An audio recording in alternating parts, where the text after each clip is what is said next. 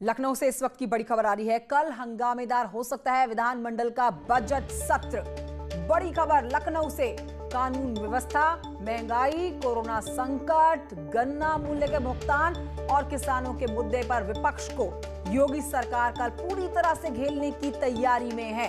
तो मुद्दे तय कर लिए गए हैं, जिन जिन मुद्दों पर योगी सरकार को घेरा जाएगा विपक्ष के द्वारा। इस बीच आपको एक और बड़ी जानकारी देते हैं। कल समाजवादी पार्टी के विधायक साइकिल से विधान भवन पहुंचने वाले हैं और यहां पर यह भी जानकारी दें कि बसपा ने भी सरकार को घेरने की पूरी रणनीति बनाई है।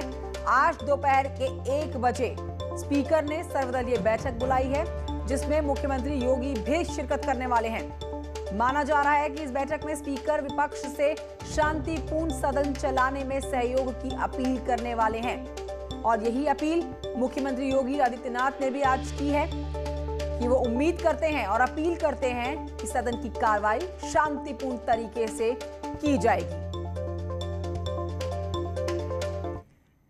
तो बीएसपी सुप्रीमो मायावती ने कल से शुरू होने वाले विधानसभा सत्र पर ट्वीट किया है।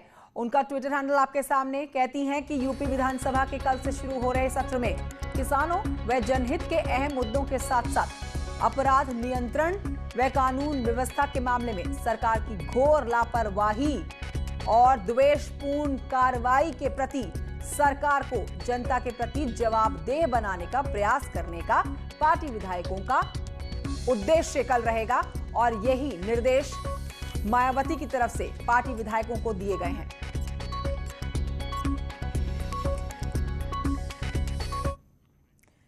कानपुर से खबर, जहां पर भ्रष्ट पुलिसकर्मियों की कुंडली बनाई जा रही है।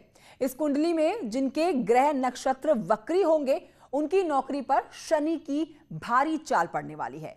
शुरुआत बिकरू कांड वाले थाने से हो रही है। देखिए रिपोर्ट।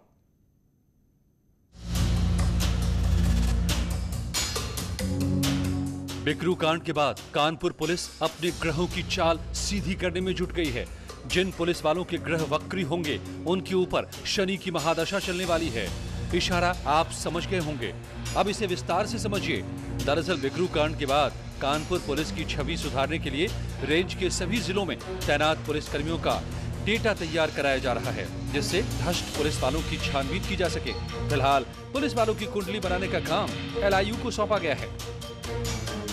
सभी पुलिसकर्मियों का सिजरा और कुंडली हम लोग तैयार कर रहे हैं और उस कुंडली में इस चीज़ को लिखा जा रहा है ऐसे पुलिसकर्मियों के बारे में कि जिनका आचरण संदिग्ध है, जिनका पूर्व में कोई आपराधिक इतिहास रहा है या किसी क्रिमिनल के साथ उनका जो है कोई गठजोड़ रहा है या इस तरह की जिनकी शिकायतें रही हैं, उन लोगों की कुंडली हम लोग बनाएंगे और उस पर फिर लगातार निगरानी करके उन पर कार्रवाई की जाएगी। दरअसल किसी भी थाने में अगर अज्ञात के नाम केस दर्ज हो जाता है तो उस थाने की चांदी हो जाती है और केस दर्ज होते ही शुरू होती है पुलिस की वसूली। जिसने भी देने से मना किया उसका नाम अज्ञात से नामजद हो जाता है। कुछ दिन पहले ही बिधनू चौकी में तोड़फोड़ हुई थी और आगजनी में 150 के खिलाफ अज्ञात रिपोर्ट दर्ज की गई थी। इसके बाद से बिधनू में लोगों का उत्पीड़न जारी है, यानी अज्ञात मुकदमा वसूली का बड़ा जरिया बन गया है, जिसमें पुलिस कर्मियों ने पैसे लेकर अपराधियों से साठगांठ की है। इस अभियान से भ्रष्ट पुलिस कर्मियों में हड़कंप मच गया है। अब हम पूरे अपने विभाग की एक स्क्रूटनी कर रहे हैं, स्क्रीनिंग कर रहे हैं, जिसमें कानपुर रेंज के सभी जनपदों के पुलिसकर्मियों का लेखा जोखा तैयार किया जा रहा है। उनके बारे में LIU रिपोर्ट तैयार की जा रही है और ऐसे पुलिसकर्मियों को चिन्हित किया जा रहा है जिनका आचरण संदिग्ध है।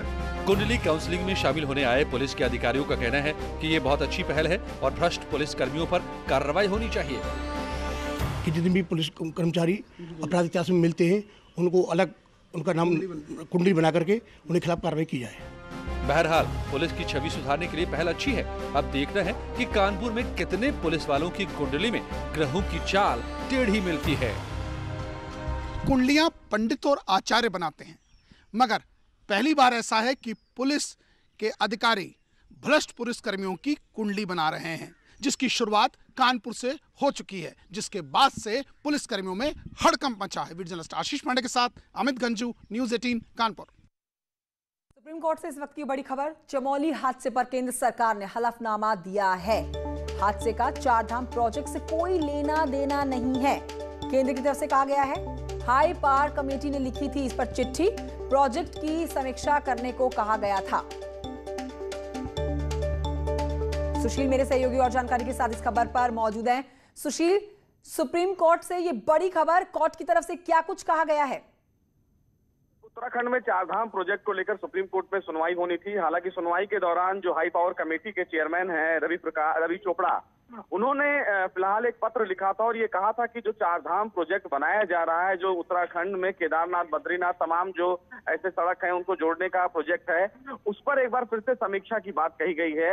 हालांकि इस पूरे मामले में केंद्र सरकार ने आज सुप्रीम कोर्ट में ये जानकारी दी कि जो चारधाम प्रोजेक्ट है और जो चमोली में हादसा हुआ है उससे उसका कोई लेना देना नहीं है।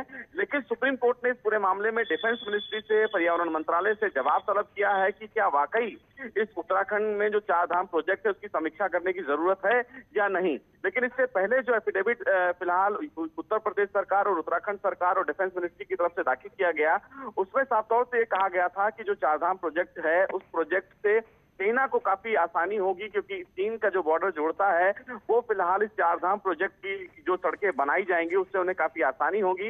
लेकिन अब जो हाई पावर कमेटी के जो चेयरमैन है रवि चोपड़ा, उन्होंने इस पूरे प्रोजेक्ट पर सवाल खड़ा किया है, चमोली उत्तराखंड में जो फिलहाल आपदा आई थी उसको लेकर, और उसकी समीक्षा के लिए फिलहाल सुप्रीम कोर्ट ने केंद्र सरकार यानी कि अटॉर्नी जनरल से जवाब देने के लिए कहा है। 2 हफ्ते का समय दिया गया है। इसमें देखना बेहद अहम होगा कि केंद्र सरकार और इस पूरे मामले में और जो सरकारें हैं वो चारधाम प्रोजेक्ट को लेकर अपना क्या कुछ हलफनामा सुप्रीम कोर्ट में दाखिल करती हैं। ठीक है सुशील पांडे, शुक्रिया आपका जानकारी के लिए। तो ये खबर बड़ी जिस पर मेरे सहयोगी सुशील पांडे जानकारी दे रहे थे। चमोली हादसे पर केंद्र सरकार ने हलफनामा दे दिया है। 2 हफ्ते का जवाब का समय है, 2 हफ्ते में हम जवाब दाखिल करना है। और केंद्र सरकार के मुताबिक इस हादसे का चारधाम प्रोजेक्ट से कोई लेना देना नहीं है। इस बात की सीधे तौर पर नकार दिया है कि जो एलिगेशन लगाए गए हैं उसके मुताबिक केंद्र सरकार की तरफ से जो जवाब आया है, प्रोजेक्ट की समीक्षा करने को कहा गया था और केंद्र ने साफ कर दिया है कि केंद्र चारधाम प्रोजेक्ट से इस पूरे हादसे का कोई लेना देना नहीं है।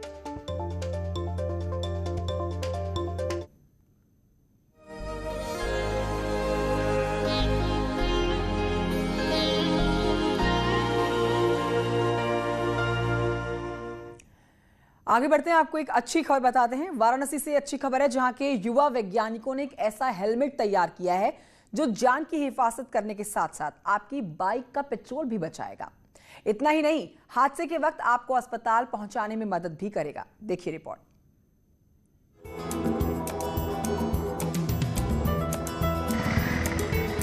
हम लोग सड़क पर हैं और अब ये गाड़ी जैसे ही सिग्नल पे, ये हेलमेट ऑन है ना, तो देखिए जैसे ही ये गाड़ी सिग्नल पे आएगी उसके बाद हम सिग्नल की लाइट को देखेंगे, ये हेलमेट से गाड़ी अपने आप बंद हो गई, रेड सिग्नल चालू हो गया। तो यानी कि जो रेड सिग्नल होगा तो गाड़ी अपने आप बंद हो जाएगी। तो देखा आपने, रेड सिग्नल होते ही बाइक बंद हो गई।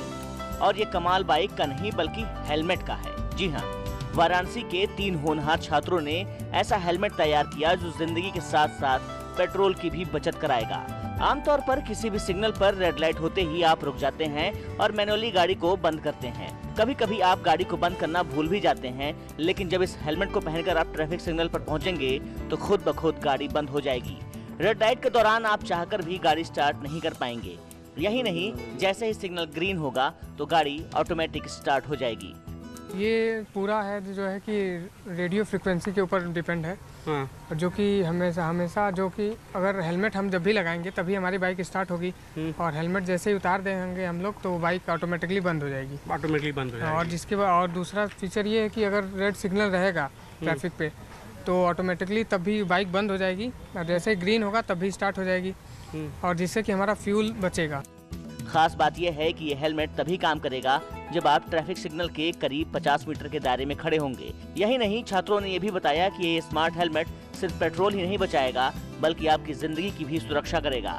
जैसे सड़क पर कोई हादसा होता है तो स्मार्ट हेलमेट में लगे सेंसर पुलिस, एम्बुलेंस और आपके परिवार को आपकी लोकेशन भेज देंगे, जिससे आपके पास फौरन मदद पहुँच जाएगी।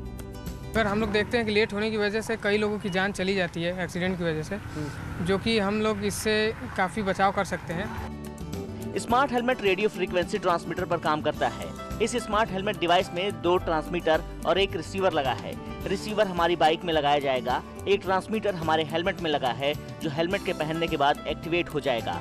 गाड़ी में लगा रिसीवर ऑन होता है और हेलमेट पहनते ही बाइक स्टार्ट हो जाती है। इस हेलमेट को Ashoka institute of technology and management के 3 छात्रों ने तैयार किया है। अगर आपका किसी वजह से एक्सीडेंट हो जाता है तो उसमें जो इमरजेंसी नंबर हैं, आपके घर का नंबर होगा या फिर पुलिस का, एम्बुलेंस का नंबर होगा, उस पर आपकी लोकेशन समेत मैसेज चला जाएगा।